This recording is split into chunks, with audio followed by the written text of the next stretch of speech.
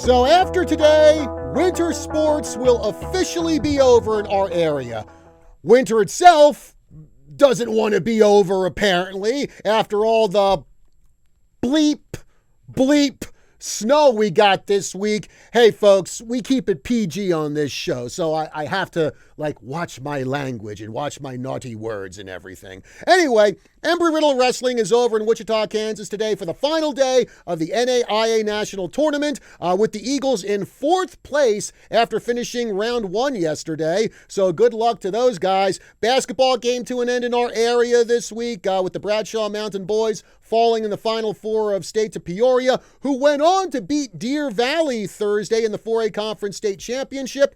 Embry-Riddle women, they came up short in the CalPAC semifinals to Simpson. Yavapai College basketball teams, they wrapped up their first seasons with the women getting a thrilling overtime win over Phoenix, I believe on Tuesday. So now, full focus on spring sports. Even though the lousy, rotten winter weather we've had has prevented a lot of them from playing, but now is the time for softball, tennis, track and field, boys volleyball, golf, and of course, baseball. In fact, Bradshaw Mountain, they got off to a good start. They picked up a couple of wins in their tournament action last week. Mare Baseball has won its first 2 games of the year, and this weekend they're playing at the Phoenix Country Day School tournament. Prescott, they had their season opener yesterday, unfortunately got shut out by Seton Catholic 2-0. Chino Valley was supposed to host Blue Ridge today. Unfortunately, that game ain't going to happen because, well, all the snow we had this week has totally messed up the field over there at Chino Valley High School. So that game has been nixed. Embry-Riddle, they were supposed to have their first home game yesterday, but kind of like with Chino, their field's a mess because of Wednesday's storm. So they had to move their series with Antelope Valley down to Boulder Creek High School in Anthem. Yavapai College not doing too bad in the early part of the season. They're 8-8 as they head down to Casa Grande today to face number 4 ranked Central Arizona. And of course, we have spring training underway right here in Arizona. We've got Cactus League action going on. In fact, Monday, when we were down at Peoria doing the Bradshaw Mountain Peoria basketball game. And again, I want to apologize for the quality of the sound on that broadcast. From what we can gather, the construction of Peoria's gym with all its cinder block walls and what apparently was a lack of coverage from our provider in that area fouled up our signals. So again, we apologize, but sometimes you're at the mercy of the venue you go to. So one of those things like, due to circumstances beyond our control. In fact, we've had similar signal strength issues at places like Coconino High School and Greenway High School. Anyway, as I was saying, I was heading down to Peoria High School and happened to pass by the Peoria Sports Complex where the Padres and the Mariners hold spring training. And I realized, it's been a while since I've been to a spring training game. So may have to do that again soon. Even though I'd have to put up with all the new rule changes for Major League Baseball. Well, honestly, I'm not too opposed to a pitch clock. I think 15 seconds is a little too short, though.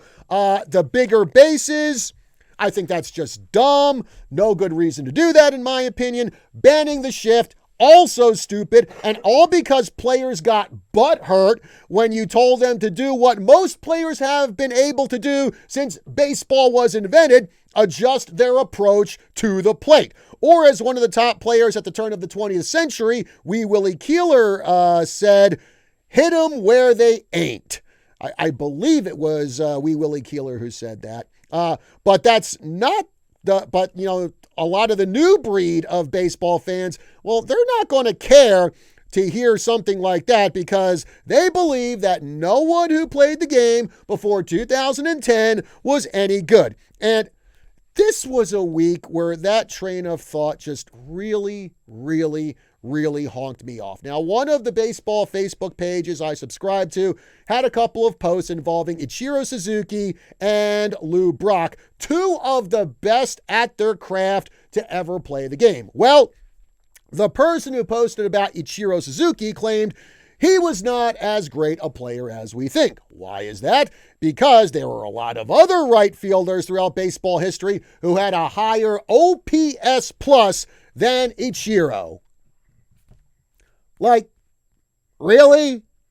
That one stat negates everything the guy ever did. 3,000 hits, 10 gold gloves, 2 batting titles, one of only 2 players in the entire history of the game to win Rookie of the Year and MVP in the same year. And I think even bigger than all that, he was the guy who really opened the door for more Japanese players to play in MLB after years of people believing that Japanese players would not be able to compete at that level. But I guess none of that matters because Ichiro didn't have a great OPS plus. What actually is OPS plus anyway? Well, anyway, there was the other post on Lou Brock. And this is another member of the 3,000 hit club, one of the greatest base stealers of all time. Well, apparently the person who posted about him said that Lou Brock wasn't as great as we think he was because there were a lot of other left fielders who had a better WAR than he did. Folks, you have no idea how much I hate that stat. Like, on my list of things that I hate, WAR is somewhere between Coconut and the people in charge of the new Star Trek shows on Paramount Plus. I mean, it wouldn't be so bad if people used WAR as like part of the equation to determine how good, bad, or indifferent a player is. But for too many people, WAR is the only stat they use to determine a player's worth. And the attitude of these analytics cultists, honestly, I've had it. I've just reached my limit with them.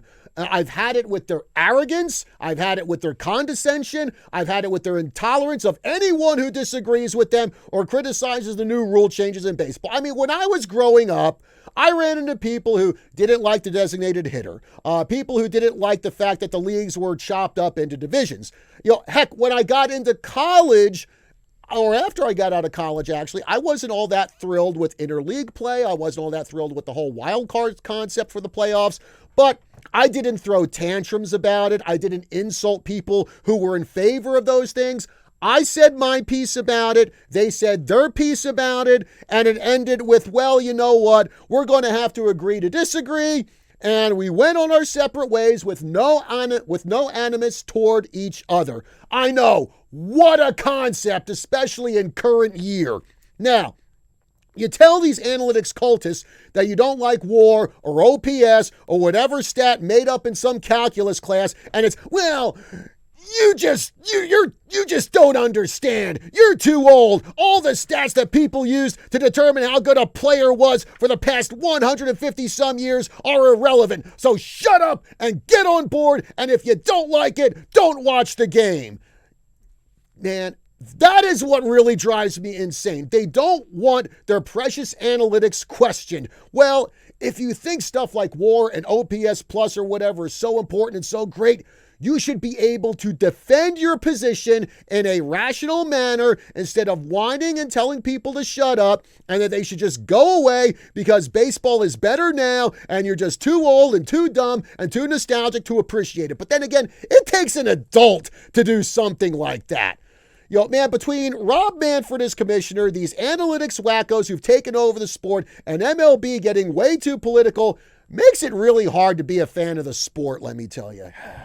All right, folks, 928-541-1016, number to call here on the Tri-City Sports Roundup. Again, 928-541-1016. You can catch this show on the radio side, 1490 AM, 103.5 FM. You can also catch us online at kyca.info. You can also watch the live stream of this show on our KYCA Facebook page. Well, break time here on the Roundup. When we come back, folks, it is Bradshaw Mountain Day today here on the Tri-City Sports Roundup. In the studio with me today, I have Athletic Director Clairinda Weatherwax. I also have Bradshaw Mountain Boys basketball coach Kane Atkinson. And what a year that team had, making it up to the Final Four of state. So we'll be talking about that. We'll be talking about all things Bradshaw Mountain sports. On the other side of this break, we will be back right after this.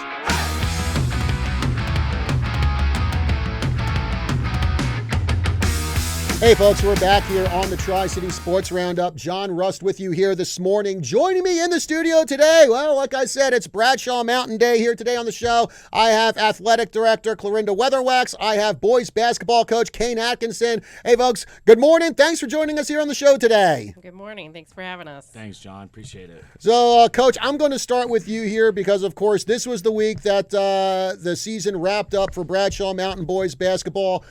Probably the best season this team has had since 1993-94, which is actually the last time a Bradshaw Mountain basketball team made it to the Final Four of state. And I know Monday's loss was disappointing, but when you look at the season overall, your first season at the helm of Bradshaw, just sum up how this season went for the Bears.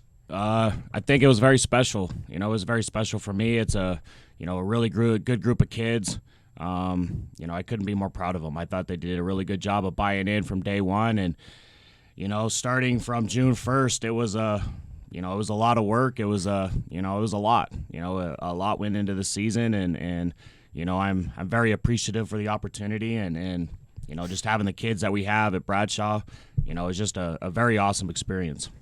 And I remember I had you on the show a couple months ago, and one of the things I talked about when it comes to Bradshaw basketball is I said, you don't have maybe the gigantic superstar player or something like that, but what you have and what I think leads to the success of teams like Bradshaw is you have a lot of guys who are just really good players. They know their role, and they play well as a team. And I think that more than anything led to Bradshaw's success this year. Absolutely. And like you said, just buying into their roles. They did a really good job at that. And, we do have a lot of superstars on the team, but they were kind of willing to give up that superstardom and whatever was best for the team. That's what we're about.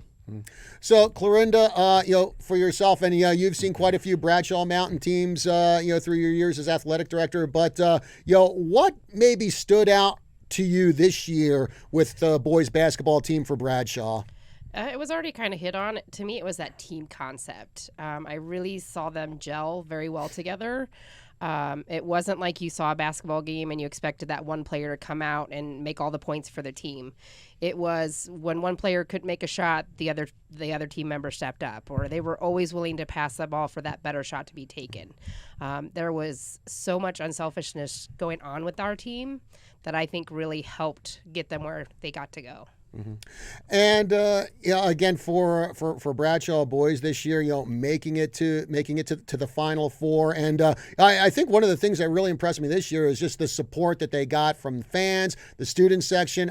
We saw it at the two Prescott Bradshaw games, where I think the gym was probably more packed for those rivalry games than I'd seen in quite a few years. Oh, definitely, and it was comical because when girls were playing at the other gym or vice versa, it was once the girls got done, everybody came over to watch the boys. And so we have good students. We have kids that want to support our athletic team. So it was awesome to see that gym filled up. Mm-hmm.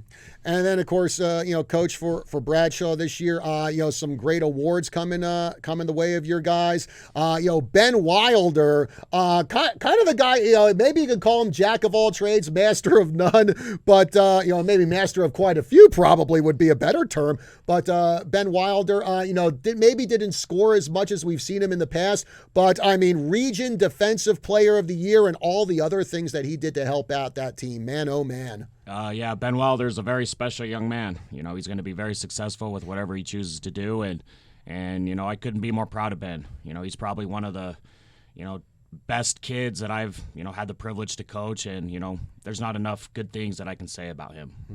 And I think some other ones, I think we expected a lot from Mason Hunt this year. He had a good late run last year.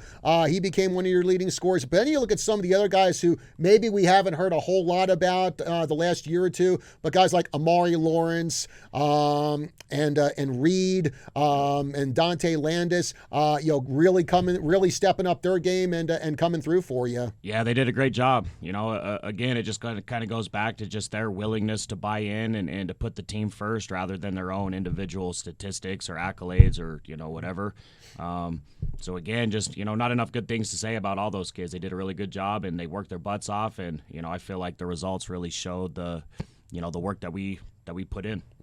And Clairinda, we talked about them buying into the team concept, and I think we see that with quite a few teams over at Bradshaw. I think football is another one. I mean, you look at the success that Coach Bob Young has had with that group the last couple of years, and I mean, I always like to bring this concept up. I mean, I think a lot of people talk about team chemistry. I think some people poo-poo it. But I think especially for you, for Coach Atkinson, a lot of other coaches, I don't think team chemistry can be emphasized enough, because let's face it, when everyone's on the same page, things go well. And when they're not on the same page, no matter how talented you are, it's like you're probably not going to have a very successful season. Oh, I totally agree. And that's the part I'm proud of being with the Bradshaw Bears is we want that culture of team. We want that unselfishness of there's bigger and better things if you all work together. If you just think of yourself, then you kind of create a culture of just wanting to go out there and do what you want to do and not what the team needs you to do. And so it's wonderful to see our teams grasping that and understanding it, so that we can be the best that we can be. And I think another thing that helps is how many multi-sport athletes you have over at Bradshaw. Like you look at Coach Atkinson's guys, and he had Malachi Stevenson and James Giggy, who lit it up on the football field. Giggy, in fact, was the Region Defensive Player of the Year. In fact, at the Final Four game, what I really dug was when him and Wilder were out on the court. And I'm like, hey, you've got two Region Defensive Players of the Year on the court at the same time. I mean, one for basketball, one for football. But you had James. You go over to girls basketball. You had Yaz Bernal, who I think a lot of people know her more for softball, but she was a really good contributor for Coach Haltom's guys. Yep. Ellie Bennett, who was probably the top girls swimmer at Bradshaw, was on there too. And just, over and over, you can look at a lot of these multi-sport athletes who, it's not just, well, I'm good at one sport and I'm just playing this other sport, just to kill some time. It's like they contribute at all the sports they do. Oh, yeah. If I could quit or tell kids to stop specializing and have them listen, it would be a great thing, because they do need a break from some sports from sometimes. It's not always good to focus on that one, and to have their abilities transfer over to another sport is so fun to watch. And so if they would just be open to that and be willing to do that, I think we could have a lot more better teams on our campus. And Coach, I see you nodding about that. I'm sure between your time here at Bradshaw and your time over at Lee Williams, you've seen what multi-sport athletes can do, not just for basketball, but all the other sports at the school. Yeah, like Clairinda said, I think that it's really important for kids to, kind of take a break from their main sport and to do other things. And I think that with the kids that we have here at Bradshaw, when they do multiple sports, that they're willing to put the time in the off season with those other sports. Whereas, Lee Williams, I felt like they were, if it was baseball season, that's all they focused on, and they didn't do anything with basketball. And so I had a lot of frustrations at Lee Williams because they wouldn't put the time in, whereas here, if we are, off season basketball and they're doing track or they're doing baseball or they're doing, whatever, they're still willing to get in the gym and put that work in for basketball. So again, it's just, the type of kids that we have here. Exactly. And then, of course, going back to your run through the state tournament, a game I've already put on my list for Tri-City Sports Roundup Top 10 Local Games of the Year, your game with Cactus. While we were broadcasting the Prescott Mesquite game, I was getting scoring updates from Clairinda. Also, Coach Fundalevich from Embry-Riddle was shooting me updates and everything. And as I'm giving these scores during our broadcast, I'm just like, man, I have no idea how this game is going to turn out. And I can only imagine, what was going through your head at that time. And remember, keep it clean. I was pretty nervous. I didn't know how the game was gonna, play out. But we had been in those situations. I mean, honestly, pretty much all season. We had, 1-point games, 3-point games, overtime games. So we've always, kind of dealt with that adversity pretty much all season, and we talked about it all season. That adversity made us better. That adversity prepared us for that moment, and luckily that. We made the plays at the end of that Cactus game to finish it off and to play for a Final Four, which was, super awesome. And, just that game, just the experience, Ben Wilder getting a dunk to finish his career in that gym was, honestly very special for me as a coach. All right, folks. Well, in the studio with me today, I have Clairinda Weatherwax, the athletic director at Bradshaw Mountain High School. I also have Kane Atkinson, head coach of the boys basketball team at Bradshaw Mountain, who, of course, are just finished up a Final Four season on Monday. Incredible season there. Well, we're going to talk more with Clairinda and Coach Atkinson when we come back from break. But before we go to break, as always, it's time to see who shined over the past 7 days as we present the Tri-City Sports Roundup 3 Stars of the Week. Starting with the ladies, our number 3 star is Cody Statler of the Bradshaw Mountain softball team. She had a grand salami in the Lady Bears 22-3 rout of Estrella Foothills Tuesday. If I'm not mistaken, I think she's a freshman, so way to go there, Cody. Number 2 star is Holly Dalton of the Yavapai College basketball team. She notched 22 points in the Lady Riders' 80-78 overtime win over Phoenix College Tuesday. And our number 1 star of the week is Sadie Allred, also of the Yavapai College basketball team. She posted 34 points with 9 trays in the Lady Riders' 80-78 overtime victory over Phoenix College Tuesday. Also, by the way, congratulations to Sadie Allred, who made the all-conference team. Now for the guys, our number 3 star is Cardell Bailey of the Yavapai College basketball team. He netted 21 points in the Rough Riders' 83-67 loss to Arizona Western Monday. The number 2 star is Wes Collier of the Bradshaw Mountain baseball team. He drove in 4 runs in the Bears' 12-2 rout of West Point last Friday. That's West Point High School, not West Point where you go to become an Army officer. Just want to clarify that. And our number 1 star of the week, we were just talking about this guy. It's Ben Wilder of the Bradshaw Mountain basketball team. He recorded 16 points, including the game-winning dunk, along with 6 rebounds and 4 assists in the Bears' 51-50 win over Cactus in the Elite 8 of state last Friday. Congratulations to our 3 stars of the week. Great time here on the Tri-City Sports Roundup. We'll be back with more right after this.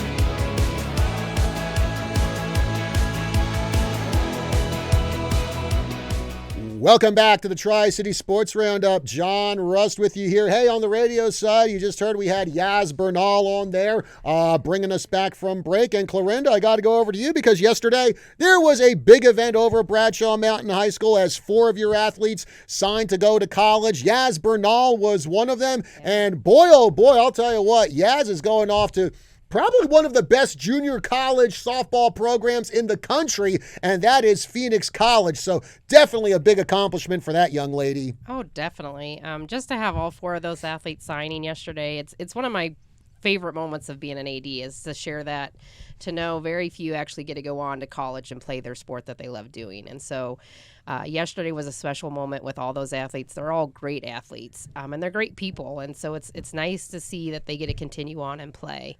And so, yeah, we had Yaz Bernal, who's going to Phoenix College. We had Madison Brown, who's going to Yavapai. Inez, who's going to St. Catherine's over in Minnesota, so she's going a long ways away. Mm-hmm. And then, of course, Grady Rose was our football player, and he's going to Iowa. So he's going to Luther College. So yeah. It's just an honor to be there and share in that moment.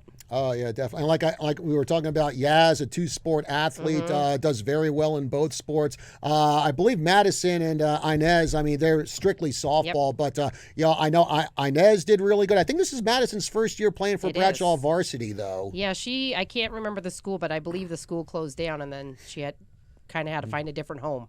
And so I'm glad she found the Bradshaw Mountain High School Bears to make her home. Yeah. And the funny thing about Inez Hattori La was, she says she was going to St. Catherine's, and, covering Embry-Riddle like I do, I'm used to University of St. Catherine's in California, but I think that's St. Catherine with the K. Yep. She's going to St. Catherine with the C. Boy, talking about trying to confuse everything. I know, and it's really nice for her because I know she's, since she's been at Bradshaw, just seeing her grow as an individual and seeing her grow in her sport of softball, I know she has always wanted to go play college softball. And it's interesting, when she started out, I think her goal was to go back to California in that area and play softball. And now switching it and going over to Minnesota, it's just it's fun to see because, when you talk to them when they're a freshman, I'm going to go here. This is where I want to play. But to see them grow and kind of open their horizons to what's really out there for them and where the best opportunity is. Yeah. And then, of course, Grady Rose going up to Luther College. Love the name of Luther College. They're the Norse. And, for someone like me who really likes a lot of Viking metal, like Leaves' Eyes and Amon Amarth and Ensiferum's, like, that's awesome to hear. But no, I mean, definitely big kudos to Grady, who's done a really good job at quarterback for Bradshaw these last couple of years, and good to see him moving on to the next level. And from the picture I saw, I guess he's going to be playing on a blue field. I know. I always call that the Smurf turf. But it's a beautiful campus from what I heard from his dad.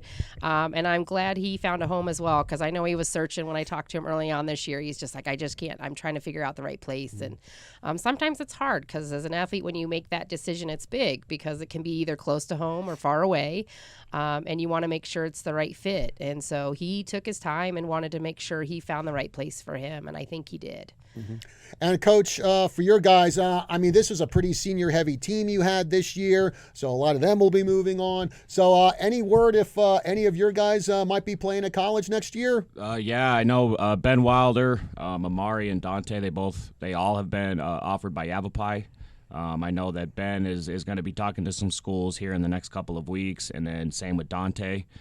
So I think that all three of those guys are going to move on to the next level. And, kind of like I was talking with Clairinda here about those 4 athletes, signing with college, especially looking at someone like Grady Rose, because I've always said this. I think, like, when you're an athlete and it's your freshman, sophomore year and you have an idea of playing at college, I always say, I mean, let's face it, I think a lot of them are thinking like, Oregon, Ohio State, ASU, U of A. You always have those D1 stars in your eyes. When you're a freshman, I don't think you're thinking of, well, I want to play for Luther College. I want to play for Simpson University. I want to play for Phoenix College. But, I'm sure in your career as a coach, sometimes you have to tell these athletes, like, what? Sometimes D1 ain't going to be in the cards for you. A very small percentage of athletes only make D1, but there are a lot of other quality D2, D3, NAIA, and JUCO teams out there you can play for. So just talk about some of the conversations you've had with athletes, about that. I think Clairinda just said it with finding the right fit. I think that was one of the main things. Like when I was being recruited, when I was in high school, is you want to make sure that you find the right fit. You want to find the place that's going to make you the happiest, and that's kind of been my advice to my guys. Is really find a spot that's going to make you happy, and a spot that you want to be at, and honestly find a spot that you're wanted. And I've been lucky to have that opportunity to play in college and to go through that process. So any little advice like that, I feel like is, kind of been the advice that I've been giving them. And I think one of the other things to maybe mention to athletes is that if you go play at a college, it doesn't work out for you there, well, you have options where you can go other places, because I've seen that, covering sports for Yavapai. I've seen it covering sports for Embry-Riddle, and how many players, they get as transfers from other places where, well, it didn't work out for me here, but maybe it can work out somewhere else. So I'm sure that's another thing you impart on athletes, like saying, hey, if it doesn't work out at this college, it ain't the end of your college playing career. Yeah, absolutely. But I also, again, like I said, I want to make sure that my kids are finding a spot that's going to make them happy. And, just from a player standpoint, what I went through, and, some of my friends that have, kind of transferred back and forth and gone to a lot of different schools, I want my kids to find a spot where they're going to be at for a period of time, rather than, every year they're finding somewhere new. Mm-hmm. So, Clairinda, again, and we've seen a lot of Bradshaw athletes go on and play at college. What's some of the pieces of advice you give these athletes when it comes to not just the recruiting process, but when you get to college, and how to deal with things either going your way or in some cases not going the way you expected when you get on that college team? The first thing I always tell them is just be open to the experience, because I think they have a vision of what it's going to be like, and then there's what it's actually going to be like. And so just be open, because what you did at the high school level, that coach might have a different spot for you than what you're typically used to playing. So it's that key of, like I said, be open. That way you can enjoy the experience, instead of usually if like, this is what I do, this is the only thing I do. If that's your mindset going in, it's going to be a tough road to haul because you're going to have to prove that that's your spot that you want to be into that coach. Yeah. And so if you can be open and experience new things, you actually might find more things that you love doing within that sport and being that team player with the new team that you have. And I'll tell you, that kind of leads me to a really good example from a few years back. Prescott Volleyball had a player, Kenzie Phelps, who probably one of the best hitters to ever come out of Prescott High School. In fact, she was on the Prescott team that made it to the state championship game. I think it was around 2010. Well, Kenzie got signed she signed with Grand Canyon University back when they were a D2 team.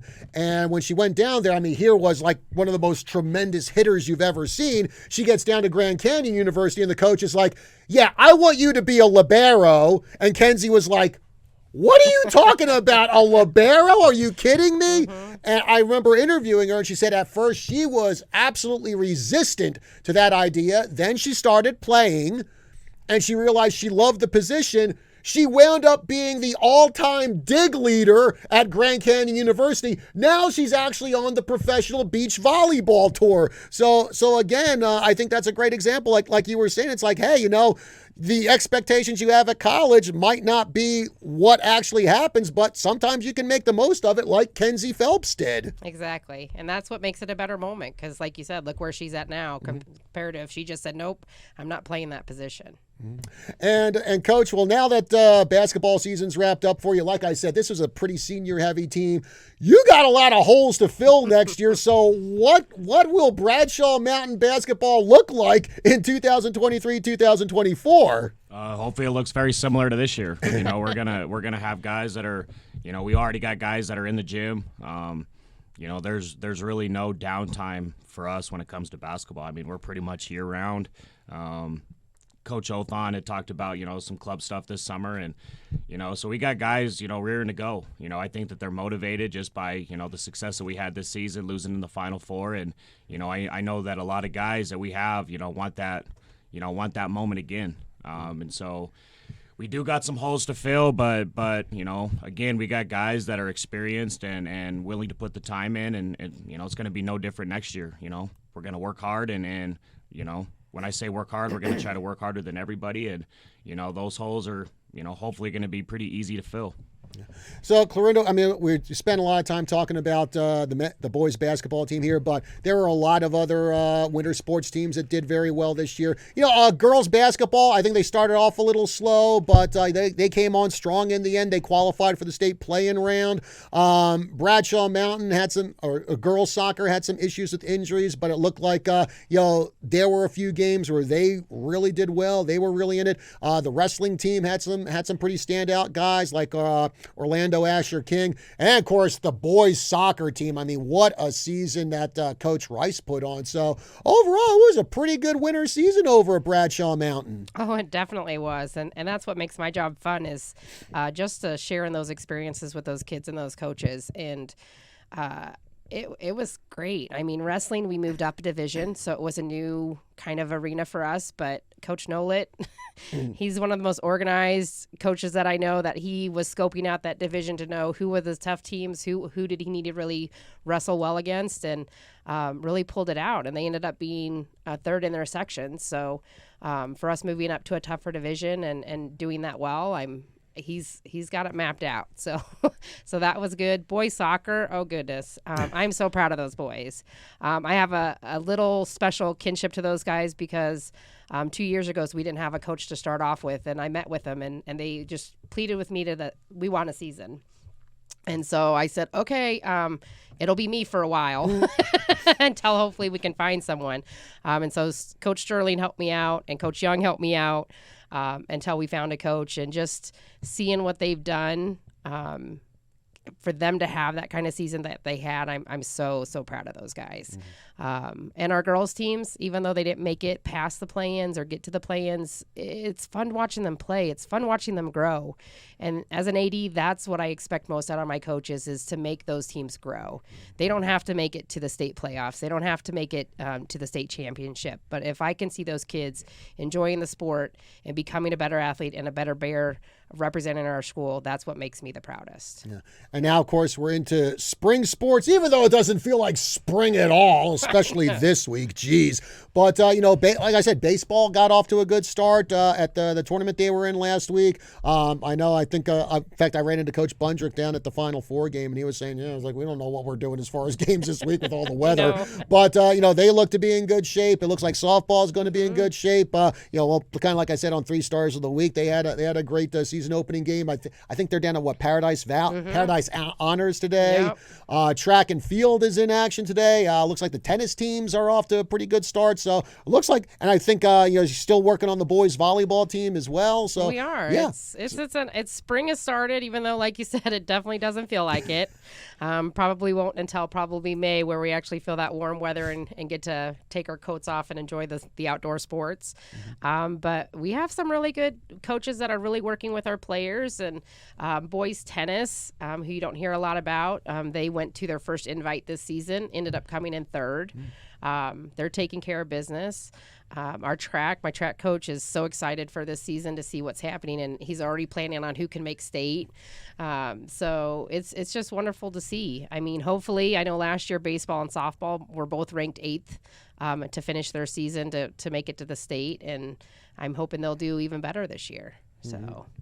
And Coach, for yourself, when you hear about all the success we have for Bradshaw Mountain Sports, I'm sure it makes you feel good to know that it's not only boys basketball doing a great job, but all the other sports in there. And I know coming out to some of your games, I see a lot of the athletes from other sports coming there, rooting on your guys, and of course you got guys from other sports joining your team, like you have James Giggy and Malachi Stevenson from football. Yeah, it's been awesome with all the support. The baseball kids have done a great job with supporting us basketball kids, and I feel like that my kids do a really good job of supporting volleyball, and I mean honestly whatever sport's going on, and it's just it's an honor to be a part of the Bradshaw culture. We got great kids, we got great admin, we got great support system, and I'm proud to be a part of it. Yeah. And of course, Clairinda, we were talking about how awful the weather's been this week. Now, for an athletic director, and I'm sure your counterparts like Missy Townsend at Prescott, Yep. Matthew Dunn over at Chino Valley, Phil Hess over at Embry-Riddle, they can attest to all this. But when we've had the kind of winter that we've had this year, just talk about how much extra work that puts on you and your staff to try to reschedule and accommodate coaches when it comes to trying to get in practice. Oh, it makes me cringe. Because usually, like, when they call snow day, everybody goes back to sleep. I am back up, reaching out to the schools, making sure the coaches are aware there's no transportation. It's a handful because it's a lot of moving parts. You reach out to that school and you have to deal with their schedule, with our schedule, what matches, what doesn't. And then from there, then you're working with transportation. Do we have buses that we can actually get them there to those games on that day? And so it's just a lot of moving parts that just make it hard, because you also want parents to be aware of when changes are made so that they're not going to games that aren't scheduled that day, or the officials, making sure we can get officials on that day. And this year was the first year as an AD we had blackout dates where you could not schedule any games on those dates because there are no officials available. And so that's whenever a game or whether it's a game change, it's not fun. And even if you guys have games on the road, the policy is if school is canceled for that day for Bradshaw Mountain, then all activities involved in that day are canceled. So while it might be nice weather down in the valley, if it's rotten weather up here, well, it's like, sorry, we can't come down the valley and play you, huh? Oh, yeah, and it's vice versa, because I know when we had the first game with Cactus and getting that scheduled, it was like, and nothing against the Valley, because I did go to Arizona State. So they're so nervous about when they hear snow. Because in all honesty, I think we probably could have played that Wednesday and been fine, and they could have gotten home safely. But they just weren't willing to come up in the safety of their own kids, just not dealing with snow. So it's both ways, just working together. Okay. Well, folks, we are coming up to the end of our show here. And hey, I want to thank our guest this morning, Bradshaw Mountain Athletic Director Clairinda Weatherwax, also Bradshaw Mountain boys basketball coach Kane Atkinson. Guys, great to have you here in the studio, talking Bradshaw Mountain sports.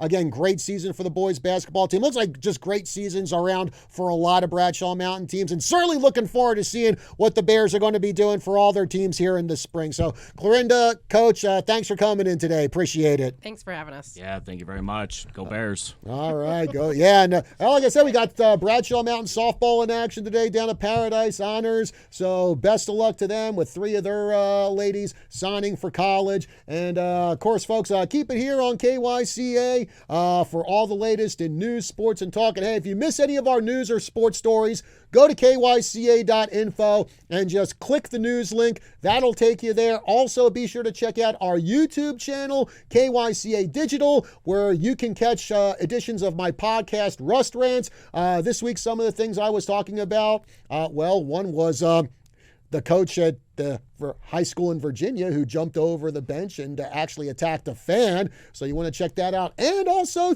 talked about the Arizona Cardinals and how they did in the first ever NFL Players Association report card. And let's just say it wasn't very good. And that was an understatement. So check that out on the Rust Rants podcast on KYCA Digital, our YouTube channel. All right, folks, that's going to do it for this edition of Tri-City Sports Roundup. Thank you very much for joining us. Have yourselves a great day.